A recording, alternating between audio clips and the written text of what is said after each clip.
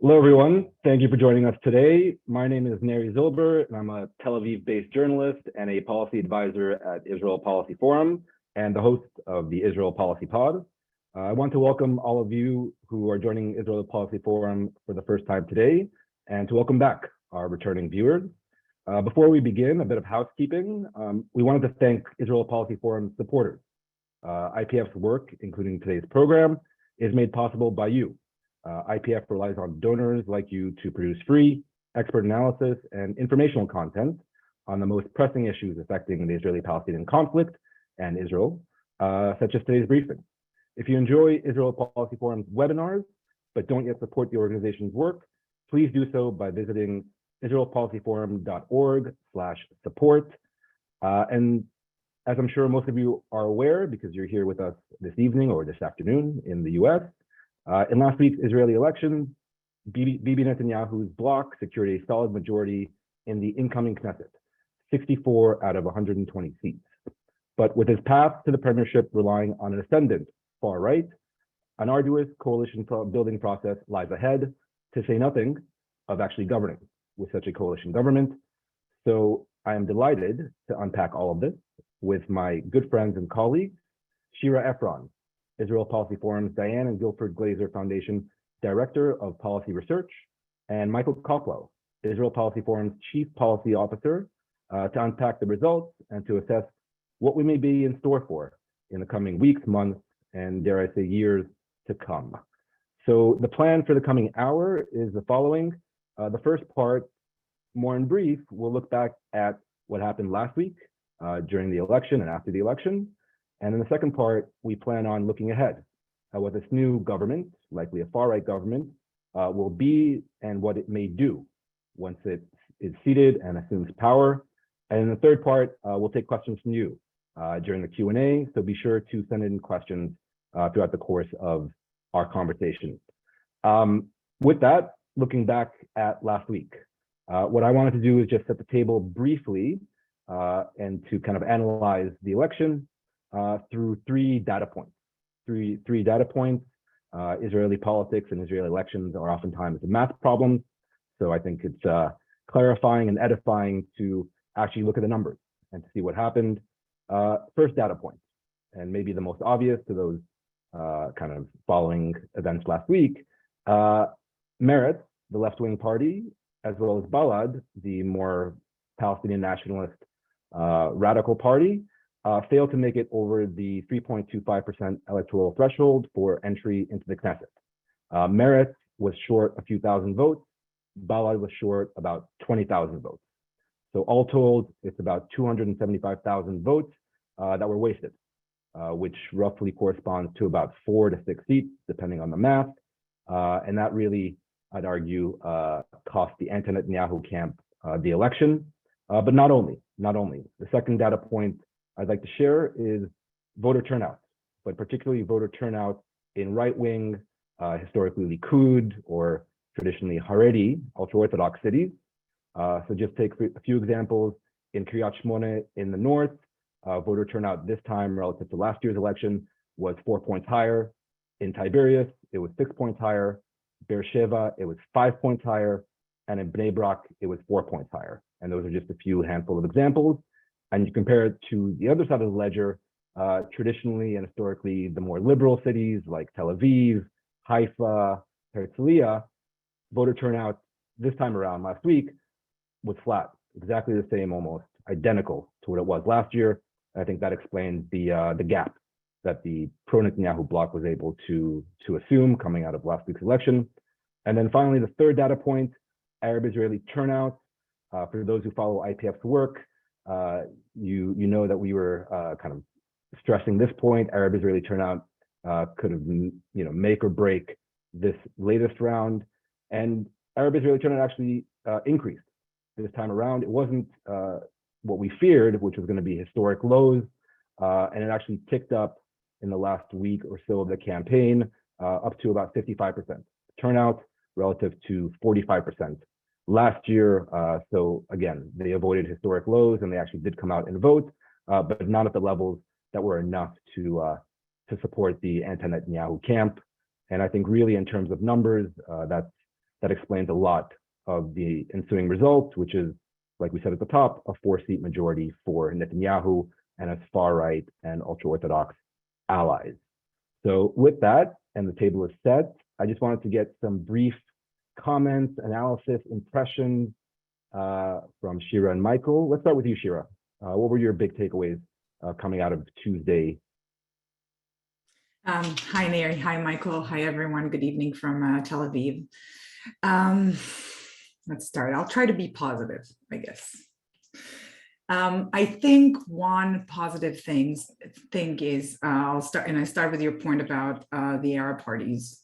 Voter turnout was a little bit higher than we anticipated, not at the levels of, in previous elections that got the joint list, obviously like 15 mandates in 2020, but still higher. They had their own, I don't know what's the Arabic version of Gvir campaign, but it worked and it did move voters. But I think also interestingly, in those parties, one of I think the fears was that Mansour Abbas, the United Arab List, Ram party, that really developed a vision, an Islamist party, a branch of Muslim Brotherhood, but developed a vision for integration in society and economy in Israel. And there was a real fear that they would not pass the threshold, that his voter base would not support this. And I think election results show that at least within his constituency, he is getting a second chance, because he didn't change his vision, right? He doubled down on it as he was going in his campaign. First of all, he passed the threshold. He has his he's now the largest Arab party taking over sort of the supremacy of the left, the Hadash base. But also, if you look at places like Rahat in the Negev, they won 64% of the votes. Those are high numbers, and I think, and you see it in other Bedouin towns and other places where they say, okay, we haven't given up yet, which is, I think, is a positive thing.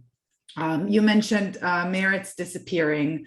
This is something that we all feared. There were many fears that either Labor or Meretz would disappear. It was unclear which one.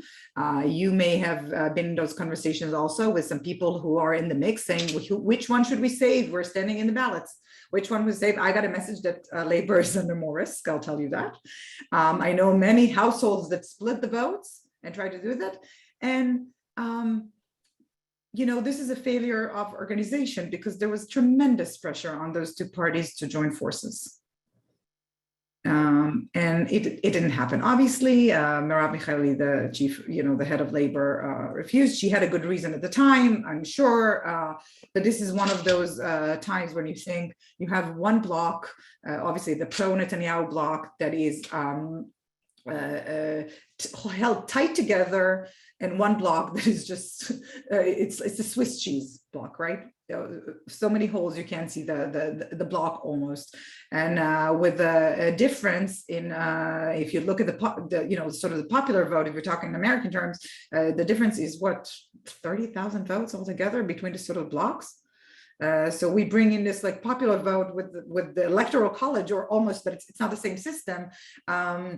Which it's not like left versus right. We're not there. It's not that the anti-Netanyahu bloc is on the left, but in terms of those that want to preserve democracy as we know it, Israel as we know it, the rule of law as we know it, and the others, we have pretty equal numbers, but a very, very different outcome. Right, and we should say 30,000 votes in favor of the anti-Netanyahu bloc in terms of overall votes. Michael, what were your impressions coming out of Tuesday? So picking up on Shira's last point there, it really is striking if you look at the structural advantages that the Netanyahu bloc has. Starting with the fact that they're actually a bloc in favor of something, whereas the anti-Netanyahu bloc is a bloc against something. Wouldn't have meant, even if they'd gotten to 61, that they would have been able to form a government under Lapid. They just would have be able to prevent the other side. But Netanyahu, we're talking about 4 parties, but it's really 7 parties that are running as 4, because UTJ is divided into Degel HaTorah and Agudat Yisrael, and religious Zionism is divided between religious Zionism / Tkuma, Otzma Yehudit, and Noam.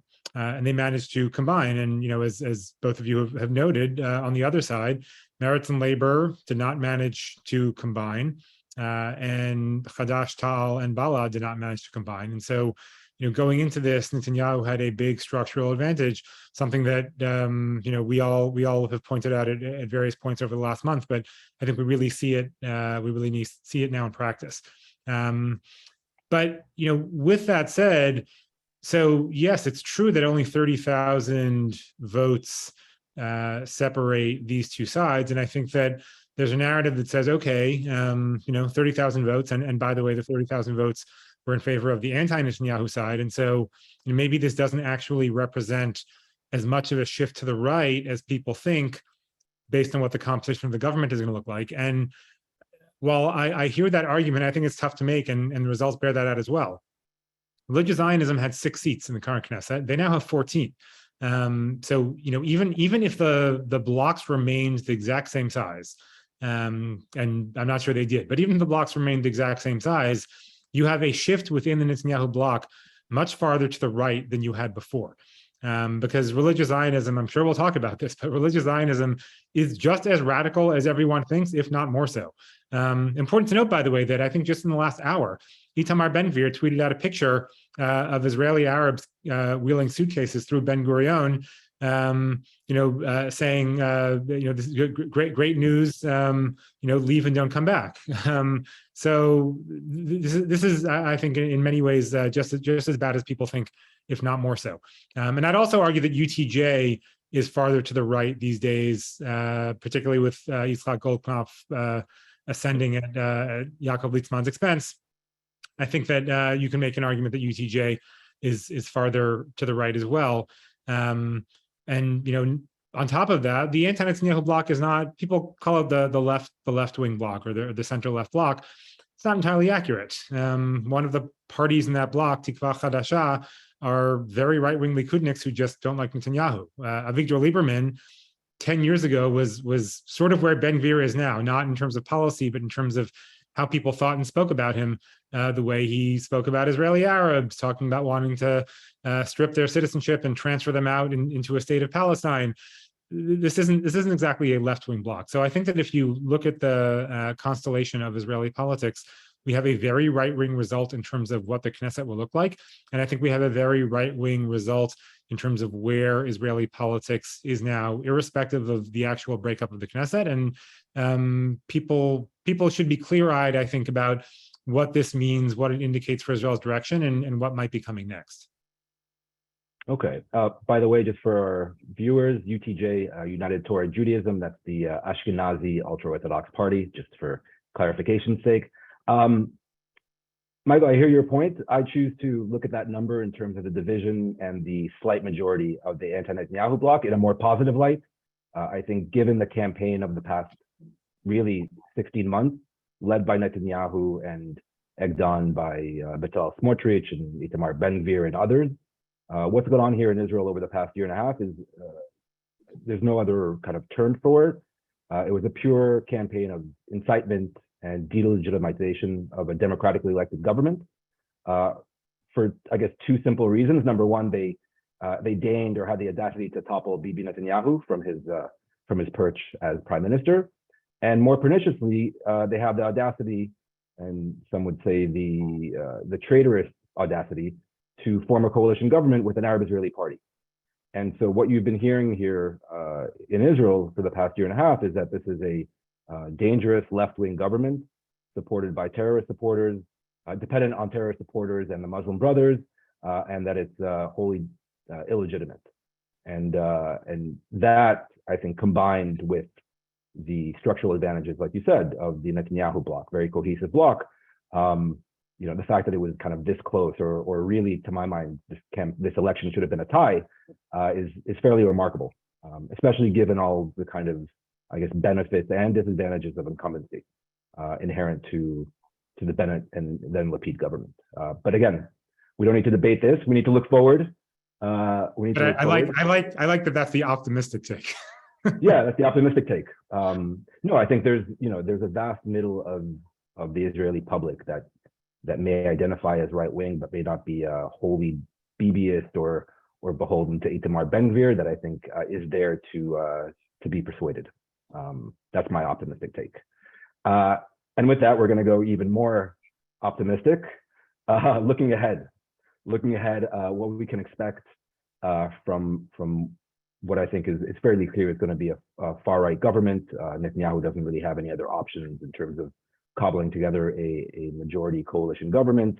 So it's like we said, Likud as the biggest party, religious Zionism, Smotrich and Ben-Gvir as senior partners, and then the two ultra-Orthodox parties, Shas and UTJ. We want to get into the composition and also the potential policies of this government. And I know that's tricky. I know that's, on everybody's kind of front and center of their minds. They still have to, Netanyahu still has to be tasked with forming the government by President Herzog later this week, likely. Coalition negotiations have just begun, I think, in the past 24 hours.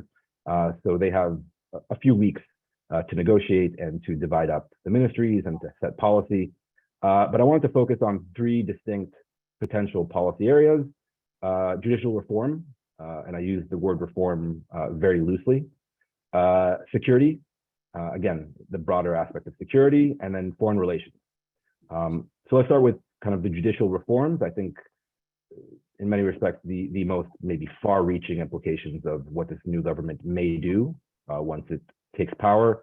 So Michael, lay out for us, if you will, what is on the agenda? What have they promised they will do once they assume power in terms of judicial reforms? They're going after, or they plan to go after, or they promise to go after the Supreme Court, the power of the Attorney General, which is the highest lawmaking official in the country, and so on and so forth. They promised a number of things, and I think they stem from this desire on the right that this is not a new thing, this idea that the Supreme Court in Israel has too much power over the Knesset, given that the Supreme Court is appointed and the Knesset is the democratically elected body of the people. And so you've been hearing from the Israeli right for a long time this idea that you have to restore the balance and somewhat limit the power of the Supreme Court. Something, by the way, that makes sense to me in theory. In the United States, if we want to override the Supreme Court, we have a mechanism for doing it. It's a constitutional amendment. In Israel, you don't really have that option.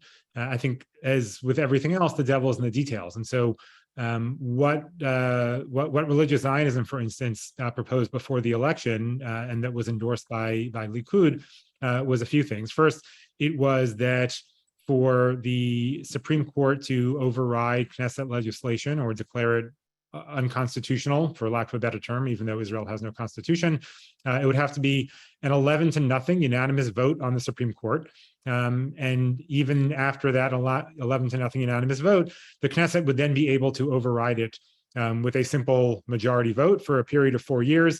And then at the end of 4 years, again, with a simple majority vote, could make whatever the legislation was permanent. There's been some talk over the past couple of days that Netanyahu is pushing them to agree that it has to be a vote of 61, not just a simple majority of whoever's in the Knesset. But even if they do that, I think the point is that if the Knesset passes a bill with by a single one-vote majority, and the Supreme Court says this bill is illegal, the Knesset would be able to just literally hold the exact same vote again right away and be done with the Supreme Court. They've also floated a plan to change the way in which Supreme Court justices are selected. It's a 9-person committee now that's 3 Supreme Court justices, 2 members of the Israeli Bar Association, and 4 members of Knesset. This would now be 3 judges, only one of whom is a Supreme Court judge, and 6 members of Knesset, meaning that you'd have Supreme Court justices appointed entirely by the politicians, given that they would have a 6-3 majority on that committee.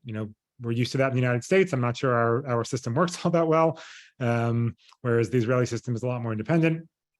And then finally, and this is probably the part that is most important to Netanyahu, they are talking about eliminating fraud and breach of trust as crimes entirely, on the theory that fraud and breach of trust give the state's attorney's office the power to remove politicians if they don't agree with them. This notion that you have kind of a leftist witch hunt within the state attorney's office that's always going after right-wing politicians with fraud and breach of trust And so they're proposing to eliminate those entirely. Of course, not coincidentally, Netanyahu is right now on trial for 3 different counts of fraud and breach of trust, in addition to 1 count of bribery. So if you got rid of fraud and breach of trust as crimes, Netanyahu's trials would automatically go away because he would be on trial for something that is no longer a crime. So, they're talking about specific things that will impact Netanyahu, certainly, but they're also talking about a much broader judicial reform package. And again, this is something that's been percolating on the Israeli right for a long time. It's not a spur of the moment thing. And there's been a lot of support for this kind of thing on the right for years now. Okay. And by the way, we should mention those are just a partial list of what they may do. There are other ideas to essentially divide the post of Attorney General from kind of the overarching legal authority here into a government legal advisor and a state prosecutor, and perhaps passing a law that may retroactively shield sitting prime ministers from prosecution, what's called the French law. Again, you can pass that law and then it might get struck down by the Supreme Court. But then if you already passed the override bill, you can just override that Supreme Court decision. So they have options in front of them. Shira, what do you think about these potential reforms and really the implications writ large for Israel's democratic system and the division, the checks and balances and division between the authorities that we've known now for 70 plus years?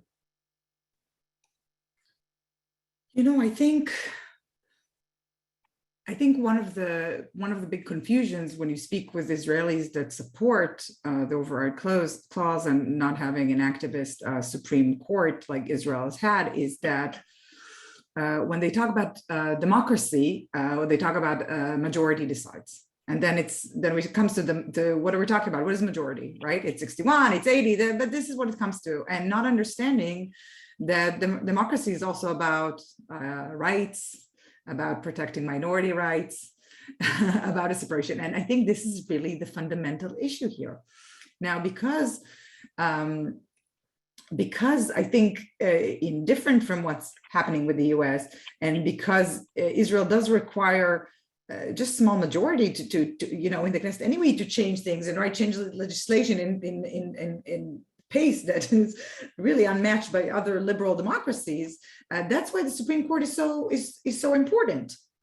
And by the way, the Supreme Court is not a body that's only used by Palestinians to appeal their land being taken over and groups, civil rights groups in Israel. It was also used by the right-wing groups that appeal to the Supreme Court over their own issues. So I don't think it serves anyone's interest. And this is where it gets really, really scary. That I think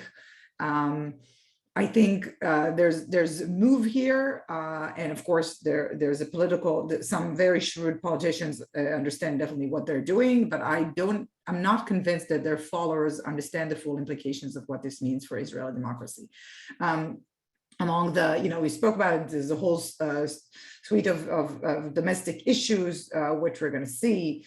We're going to see possibly, I don't know if it's going to be legislation, but the whole concept of Shabbat, things that we had hoped that the metro, the rail would be working on Shabbat. Of course, that's not going to happen anymore. Bezalel Smotrich starts speaking about stop playing soccer on Shabbat. I'm not a big soccer fan, but this is a big thing here. By the way, I'll tell you, for those of you who are concerned about sort of the World Cup, according to FIFA, the International Soccer Association, if a politician interferes in the soccer deliberations of a country, the country can get kicked out of the league. So it's like you're doing things that don't make any sense. And then the nation state bill, which unfortunately the previous government, I think, missed a real opportunity canceling or amending it. We might see doubling down, 2.0, enforcement of that in ways that we haven't seen so far. So I think there's this whole attack on the Supreme Court, but also maybe short of a legal reform, but we're going to see a lot of changes on the domestic front. Right. I believe so. I think that might be agenda item number one, especially given Bibi's own personal legal needs to stop his trial. And like we said, he has perhaps various options to consider. I'll just say that the point about majoritarian rule and trampling minority rights, I think is exactly right. And no pun intended, I think the Israeli right is that might be their first target. So I think Netanyahu and others in this coalition understand that they can't push it too far in terms of, say, liberal Jewish Israel, but that when it comes to the Palestinian minority, whether in the West Bank or in Israel proper, they may try that. And just to kind of bring this theoretical discussion down to the brass tacks, you can envision a scenario where there's an override clause over Supreme Court decisions, and then the Knesset, with the 61-seat majority, says, okay, anybody, any Arab really, deemed in violation of any kind of security offense will have their citizenship stripped. And the Supreme Court will come and say, well, that's like, quote unquote, unconstitutional. And then the Knesset will just legislate that bill again because it has an override clause. Or outlawing, once again, the waving of a Palestinian flag, or deportation of Israeli citizens. I mean, the list goes on. And we should say this didn't start with Netanyahu or his trial. This has been a long-standing agenda item for the ideological right, primarily having to do with settlements. So really, they were angered by Supreme Court decisions, such as they were, telling them they couldn't build everywhere they wanted in the West Bank, that it was private Palestinian land that they had to take down those houses. And so this is, I think, the real genesis of the attacks on the Supreme Court. In the past, Bibi Netanyahu had stopped these efforts, but it's a new day and a new Bibi and a very different Israeli coalition government, even right wing. Okay, so we did the judiciary. Now security issues. There's a lot to get through, so I didn't want to go item by item. But Shira, I wanted to start with you. Where do you see some continuity in terms of the new Israeli government versus the Bennett-Lapid government that we had here over the past year and a half? And where might we see maybe big breaks in terms of the new Israeli government's policy and potentially very dangerous breaks? Okay, so I mean, we're all speculation, right? This government hasn't been formed yet. We don't really know. Assuming this is sort of the right and full right coalition that is very likely to emerge. I think there's this term in economics, revealed preferences, right? Revealed preferences. And we can talk about Netanyahu because he's sort of Mr. Security and is a hawk. But if you look at his 12 years in government, as prime minister, he was extremely careful, right? He avoided getting into any war. He didn't annex any West Bank territory. The audacity of basically paying protection to Hamas, which was really protection, paying cash, right? Being extorted only just to not have a round of violence. With all Iran, we are seeing continuity here. So we have to, I think, keep this in mind when we talk about the future. Last week, we started hearing sort of these leaks about where the new Netanyahu government is going to prepare for a strike in Iran. I think this is, of course, this is very possible, but the same hindrances, the same obstacles, the same reasons Israel didn't strike in Iran before.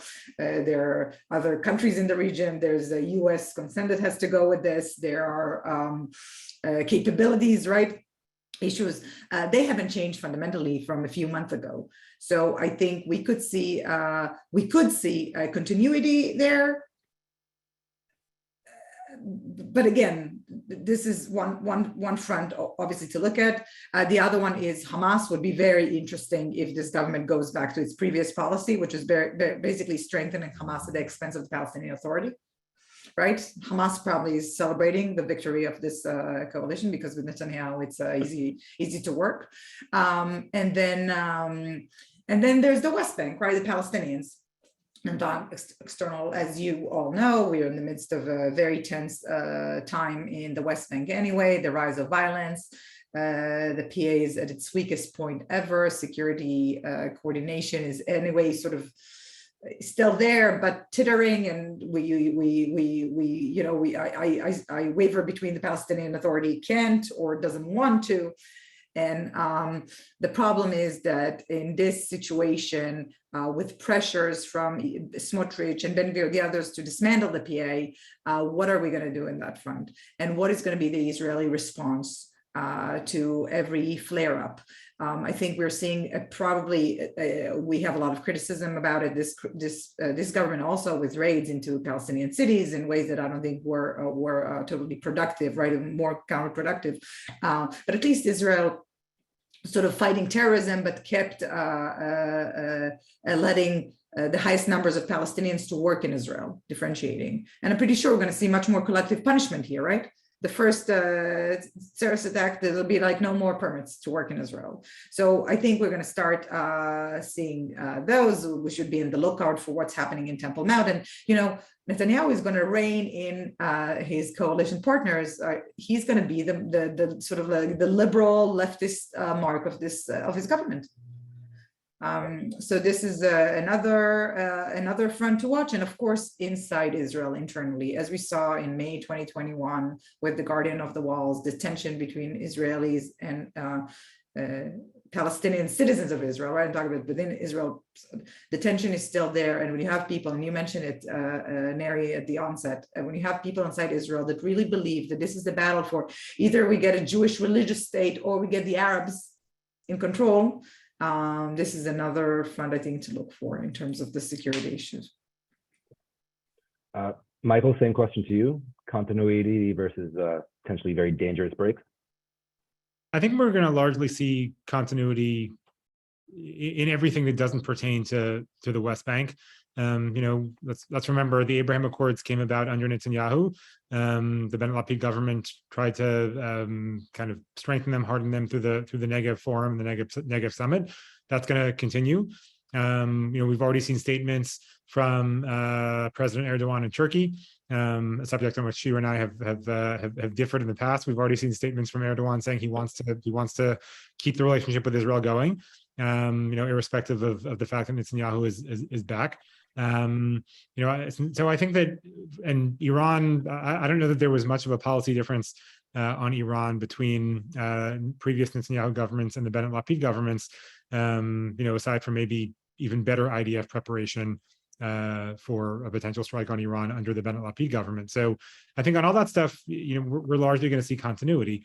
As Shira rightly identifies, the West Bank is where I think we can expect to see differences, not only in terms of potential rollbacks of the openings we saw with permits and with demolitions and with certainly greater opening of the Gaza economy.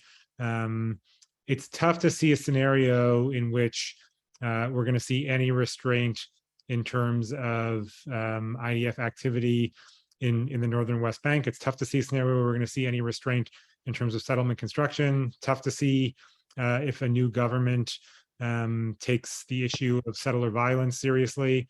I think all of these things are probably due for a shift. And then, the one spot that to me is the most dangerous, but where I think that maybe Netanyahu will be the most cautious, is the Temple Mount. Netanyahu has been burned by Temple Mount issues pretty much his entire career, whether it was the Western Wall tunnels in '96 or the metal detectors in 2017, or everything that went on with before Operation Guardian of the Walls in 2021, which people seem to forget that was under Netanyahu, but it was indeed under Netanyahu. So, I think there he's got a real problem, because Smotrich and Ben Gvir in particular have almost their entire career has been pushing on the Temple Mount issue specifically. And, this is the one area that has the potential to have everything devolve into chaos very quickly. So if there's one spot where I expect him to be cautious, and I agree with Shira, his career as prime minister really is relative caution with most of these issues. I do think that he'll probably try to keep a lid on that. But he's at the mercy of coalition partners, and the reports from a couple of days ago about how Itamar Ben-Gvir isn't actually going to be appointed public security minister, all of a sudden now seem to be, trending the other way. Oh, he is going to be public security minister with control over the police and the Temple Mount. So, I think it's something to watch, and I think that's where Netanyahu is likely to try to hold the line, but is going to have a lot of difficulty. Just if I can, just one correction on this. I'm not trying to undermine the threat that Ben-Gvir would be, and the how ironic this is, right? That he could be the Minister of Homeland Security, but it's different. In Israel, they're not really in charge of the police. It's like parallel institutions like MOD and IDF. It's almost like, I don't want to say enemy institutions, but he's not going to control the police. Can he still make a lot of damage? Absolutely. Yes, although I will note that he's been pushing over the past couple of days to have some of the police commissioners' powers transferred to the ministry. And there's also a question about whether Kobi Shabtai, the current police commissioner, will be able to stay in that job, given his past very, very public fighting with Ben-Gvir. And if Ben-Gvir then ends up being able to appoint someone else, who knows how that goes. So yes, I agree with you, but I think there are warning signs ahead for that as well. Just to pick up on that point, I think Al-Aqsa Temple Mount is a major concern, especially if, as Michael said, Itamar Ben-Gvir is appointed public security minister or homeland security minister, or whatever you want to call it. He doesn't even need to actively, send the police here or send the police there. Just imagine a scenario where there are tensions and clashes on the Temple Mount, on the Al-Aqsa Mosque compound, and public security minister Ben-Gvir shows up to oversee the operation, the work of the police, how those images will play amongst Arab Israelis in the West Bank, with Hamas in Gaza. So you can kind of envision a scenario where Ben-Gvir, just in that position, could be kind of a match into a gasoline fire. Right, and it's not just the image, right? There's like sort of the spirit of the leader, what they approve. And I mean, if you look, then we talk about this, chief of police. We talk about Jerusalem and guardian of the walls. And for all of us that were shocked looking at those pictures, right, of the Israeli police raiding Temple Mount with their boots on the prayer rugs in ways that you would never see before, and to think that if so much can start, right? Strategic issues can start from tactical incidents at this hot place, and with Ben-Gvir sort of lighting up the fires, because that's what he does. He can certainly do even more damage in this role. Yeah, and I was in Jerusalem earlier this summer when then Prime Minister Bennett and the outgoing Internal Security Minister Omer Bar-Lev physically told the police to block Ben-Gvir and his supporters from marching on Damascus Gate. So they physically stopped them up near City Hall at the top of the hill. And you can imagine a scenario where in moments of great tension, Ben-Gvir does not stop himself from marching on Damascus Gate, or even touring for security purposes, of course, the Temple Mount as the minister responsible for police. Okay, we're slowly running out of time. So what I wanted to do before we get to foreign relations is to take a few questions from the audience. We had got some great questions. Two kind of election-related domestic political questions from Bob Sugarman and also from Ralph Seliger. What would the result have been if Meretz, but not Balad, had crossed the threshold? I can answer that very quickly. The anti-Netanyahu camp would have still lost. They needed Meretz and Balad to make it over the threshold. So Meretz was very close. Balad was close, but a bit farther away. So they needed both of them to actually make it over. And then from Ralph, why didn't Lapid lower the vote threshold to 2%, as asked by Meretz and others? So the electoral threshold for entry into Knesset is 3.25%. That was raised by Avigdor Lieberman several years ago to undercut the power of the Arab parties. Little did he know that he would be allying with the Arab parties later on in his political career. To my mind, Lapid didn't do this for two reasons. Number one, this was early on in the summer before the Knesset was dispersed.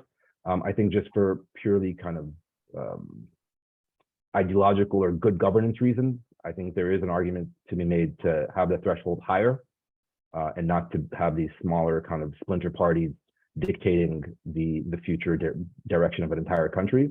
So I think Lapid truly believed that a higher threshold was better. We should remember that the electoral threshold saved the anti-Netanyahu forces on multiple occasions in previous election rounds. So Netanyahu would have won a majority similar to what he did last week if the threshold had been lower in previous rounds. And then number two, I think Lapid and others in the outgoing government thought that they didn't know the Arab political parties, the joint list would splinter. That happened really almost on the stroke of midnight before the deadline. And Meretz and Labor, I think by all rights should have merged. And even Labor and Meretz thought they would make it over once again. So that's just in terms of last week and the domestic politics. More on the issues looking ahead. Aaron David Miller asks, there were recent arguments by various people about the possibility that Netanyahu knows he has a coalition from hell and will try sooner rather than later to jettison and dump religious Zionism. What do we think? Michael, let's start with you. You're smiling. Yeah, I think it's easier said than done. He absolutely has a very difficult coalition. I think that he's very quickly, probably already, actually I know already, based on reports, running into problems within Likud, given that he has to give out these ministries, high-profile ones, to his partners, especially considering how many seats they have relative to Likud. Because remember, Likud only has 50% of those 64 seats. And so, already Likud members want senior ministries, and, he's got to give them to Smotrich and Gvir and Neri and everybody else and their partners. So I think he's going to have a difficult time with some of his outside partners, clearly, and I think he's going to have a difficult time within Likud. But Netanyahu also has one goal and one goal only above all else, which is to get rid of his trials. So he's going to go with there's really no way around this. We've now had 5 elections over this one issue. He's going to go with the partners that will let him get out of his trial. That doesn't, at the moment, include Gantz. There have been arguments. There have been arguments that I've seen. Dan Kurtzer had one in today's Daily News, I think, calling on Gantz and or Lapid to basically save Israel from what looks like it's going to be a difficult government, and say to Netanyahu, all right, we'll let you out of your trials, and in return, do not let Smotrich and Ben-Gvir into the government. Is that a result that perhaps would be the best one at this point? I think there's a good argument to be made that it would be. I'm just not sure it's in the cards, and there'll be a big political price for Netanyahu if he does that and dumps Ben-Gvir and Smotrich. Again, given that they got 14 seats, this is not like keeping out a 4 or 5 seat party. There was a huge groundswell of support for these guys, and it's from Netanyahu's own political base. And I think that he doesn't really have much choice at this point but to form a coalition with them. Right. Yeah, we also need to say there are a few things. First of all, I think that Netanyahu is, it's true that his trial is his maybe top concern, a primary concern. But people who worked with Netanyahu, people who know Netanyahu very well, also say that he really believes that he is the only leader that can lead Israel. Okay, it's really something that he believes in. It's more like there's no one else. So I really think it's something bigger than that. It's not like, okay, maybe he'll have them in, get what he can do, right? Have a year in, do all this blitz on the Supreme Court, get his trial canceled, then go and move back to America. I don't think this is it. I think it's a bigger, there's a bigger issue, and therefore he would love to have this coalition survive as long as possible. But he has problems. It's not just those parties, not just Smotrich and Ben-Gvir. We have to remember, think of the Haredi turnout. Netanyahu sees himself as an economist, who's someone who wants to take Israel, continue the startup nation. You have a population growth here. The Haredis are now 16% of the population. Fertility rates up the roof, way more than the Arabs, way more than the Palestinians.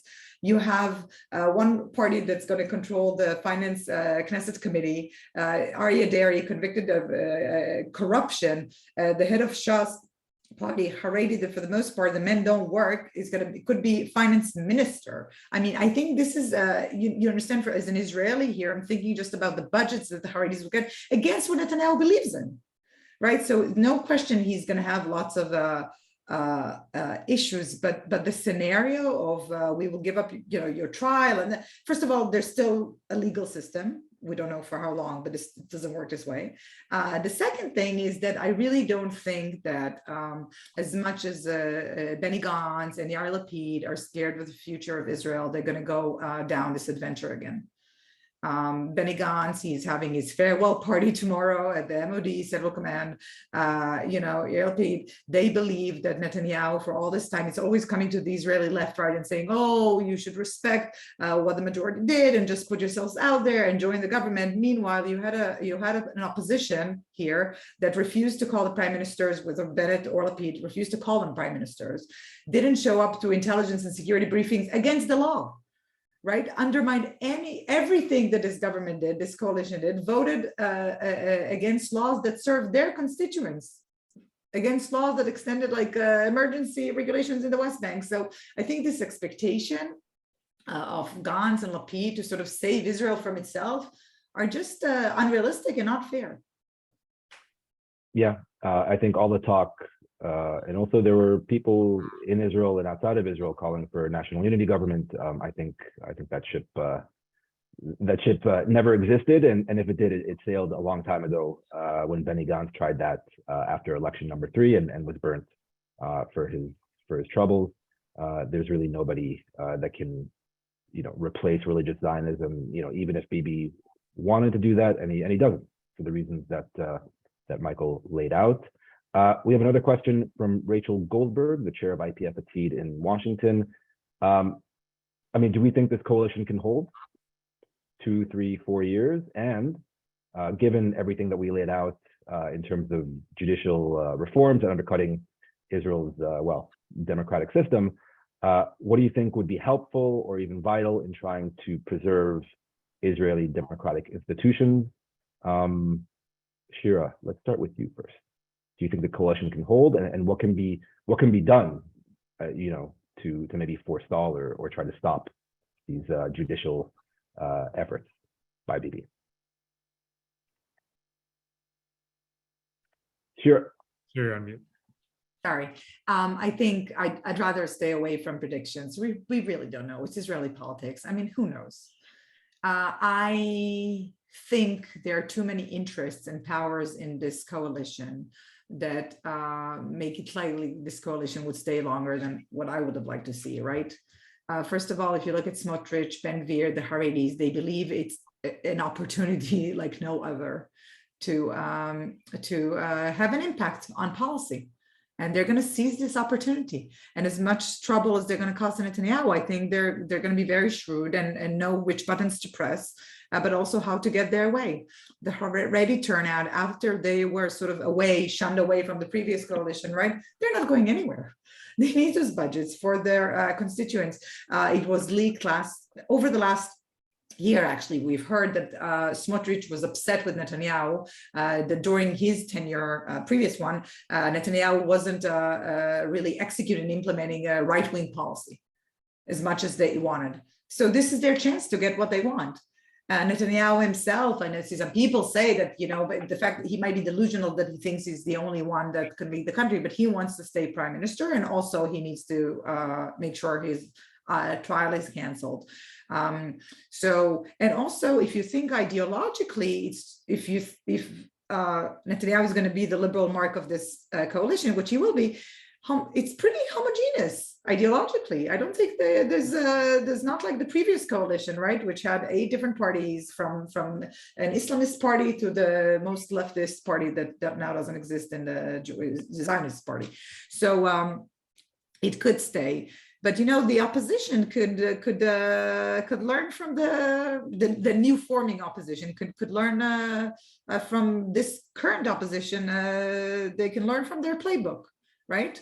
Resist. You should have seen, and I think this is something I heard also, that ministers in this government were really impressed with the opposition, that they were so diligent. They stayed in the Knesset, filibusters, right? Staying overnight just to, I'm not convinced Benny Gantz and Merav Michaeli and Yair Lapid are cut for that, but this is the work you need to do to act like an opposition. Yeah. I will go on the record and say that this government will likely last for a lot longer than its opponents would like to see. I think the Israeli right, unlike the Israeli left and center left, they have a greater sense of kind of shared responsibility for what they call here the nationalist camp, and that usually, not always, but usually when push comes to shove, they want to preserve that unity against what they perceive as common threats. They have the lessons of 1992 and 1999, when divisions within the nationalist camp, the right-wing camp in Israel, cost them the prime ministership. And so at least for the early going, I think there will be crises. This is Israeli politics, it's Israeli coalition politics, but nobody, I think, is going to quit the government. We are running short of time. We got two related questions about this new government's potential policies with regard to LGBTQ rights inside Israel. Obviously, religious Zionism and the ultra-Orthodox parties are no fans of the LGBT community here in Israel. Do we think they will actually start rolling back certain rights and protections that the LGBT community in Israel has? What do we think about that policy agenda? Michael? I think it's hard to see how they won't. Nitzan Horowitz, the outgoing health minister, made it legal for gay men to donate blood. I'm sure that will be rolled back very, very quickly. We've already seen more comments than I can even count about gay pride parades with members of the prospective new incoming coalition saying, there's nothing wrong with gay pride, but it's inappropriate to have people having a parade half naked through the streets. And let's not forget Bezalel Smotrich is one of the people who helped organize what was called the Beast March a few years ago, where they paraded horses and donkeys through the street to mimic a gay pride parade. I think these types of things are definitely going to put pressure on the LGBTQ community. There is no civil marriage in Israel now, so it's not like that's something that can be taken away. But I do think that some of the strides that have been made are probably going to be rolled back. We do need to say, though, that Netanyahu was one of the first statements he issued, right? That there's not going to be any change in the status of LGBT community and not to worry, and we're all brothers. And even Gvir wrote this letter calming everyone down. I am less concerned actually on this one, and not because of, I think there's going to be a strategic decision by Netanyahu to work sort of behind the scenes on the things that people don't see, right? The legislation is something that you don't really see, you don't feel it until you need it. Sort of the attacks on the Arabs, creating even more gaps inside in the West Bank. But I think there will be an attempt to preserve the facade of sort of liberal Israel and keeping this Israeli, for the most part, secular, but for the most part, right? Liberals, many of them supporters of the LGBT community that work in the tech sector here and take this country forward, right? Because if you start touching those things, then we could see really people starting asking questions about, is this the Israel that we can live in? And I see there's a question about it also. If we're going to see this like forced migration, people deciding that they have to escape. I'm hearing these voices around me, but no one is packing just yet, except for one family. But for the most part, no one is packing. But I think when you start seeing LGBT attacks on LGBTQ, I think that's going to put that's going to push people in those decisions. And I think Netanyahu will be smart enough not to touch it. But who knows, right? We're really uncharted territory.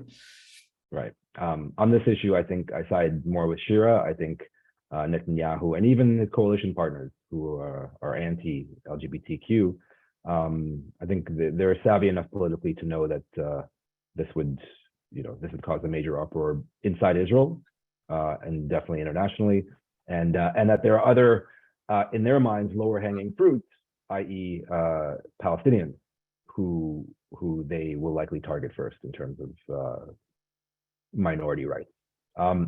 We are now actually running out of time. Briefly, I wanted to get comment from Shira and Michael.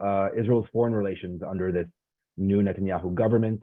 Michael, what do you think the US, Europe, the Arab world, how will they handle and manage this new Israeli government? I think they're all going to take a wait and see attitude and deal with this based on policies rather than personalities. President Biden and soon to be Prime Minister Netanyahu had a phone call within the last hour and a half, I think. And everybody's going out of their way there were pictures being released of Bibi with a huge grin on his face, and Tom Nides tweeting about what a warm call it was. So I think governments are going to try to quickly move to reestablish relations with Netanyahu, who everybody knows he was there. He was there for a dozen years. And I, certainly in the U.S., I think there's going to be an effort to wall Netanyahu off from Ben Gvir, certainly, and probably from Smotrich as well, and deal with Netanyahu as prime minister and talk about unbreakable U.S.-Israel ties, and not deal with the cabinet ministers who are viewed as more unsavory.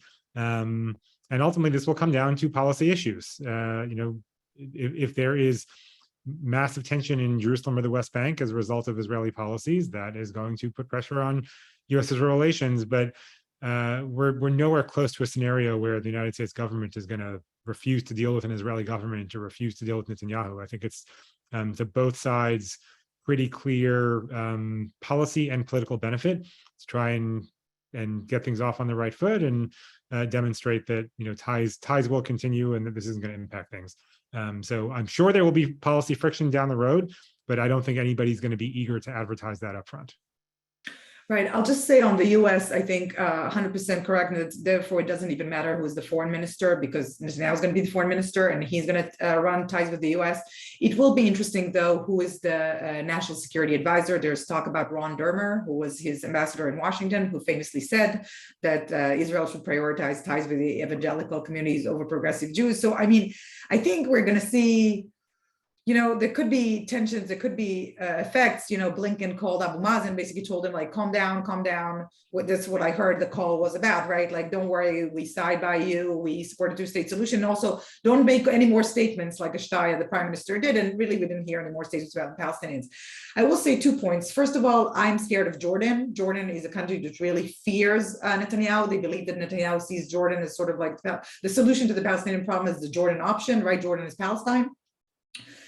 With maybe with reason, I'm not sure, and they are afraid of that. So I think this is something to look for. Of course, Erdogan, but it's a different story. And one of the interesting things is how he's going to use the president, Bougie Yitzhak Herzog. Already, Herzog now is leading the Israeli delegation to COP27, the UN climate conference in Sharm el-Sheikh. He met today with King Abdullah of Jordan. They're trying to force, the MOU that was signed with Jordan over the exchanging desalinated water for solar energy, and very, very interesting to see if Herzog basically fulfills the role that Shimon Peres fulfilled as a president at a time, sort of covering up for Netanyahu's actions and serving as another foreign minister. Okay.